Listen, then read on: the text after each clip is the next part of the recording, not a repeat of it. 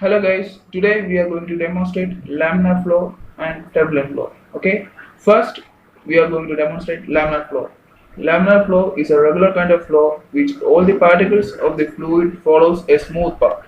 Here the velocity of a fluid at every point is a constant. Now turbulent flow. Turbulent flow is characterized by the tiny whirlpool regions. The velocity in turbulent flow is not constant at every point.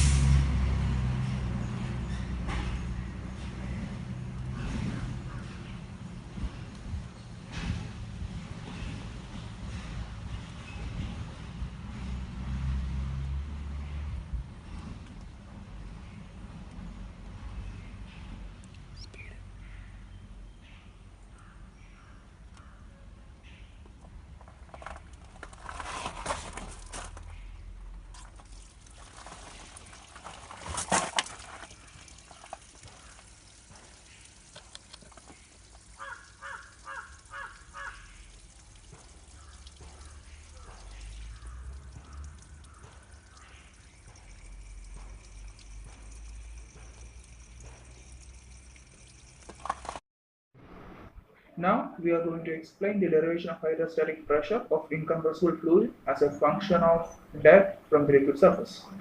Here we're going to derive the equation for the pressure as a function of depth in a pool of fluid. And this condition is called hydrostatic equilibrium.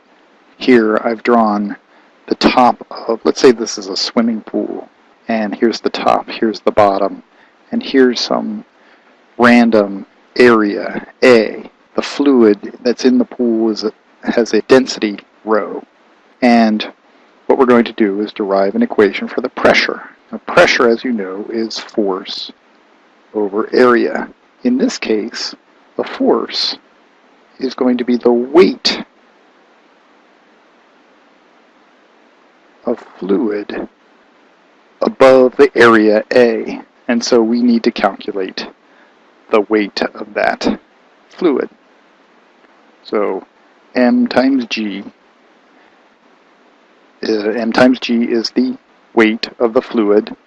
M is the mass of the fluid in this box in the column above the area A. Now recall that density is mass over volume, and therefore mass is density times volume. So we're going to replace the mass here with density times the volume.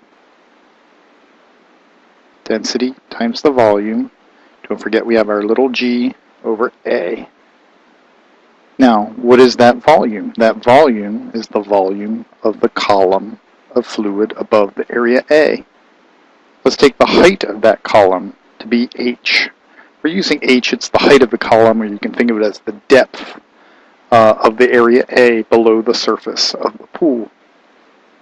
Well, if you have a box with area A and height h, the volume is the area of the base times the height. So what we're going to do is we're going to replace that volume with A times h, and then our other variables here. Now here, you're probably noticing that we can cancel the a's. And so we are left with pressure is equal to rho g times h. And that is the equation for the pressure at any depth h below the surface of a fluid with density rho. This only works for an incompressible fluid. It is a fluid where when the pressure increases, its density does not change. So it works for most liquids, but it does not work for most gases.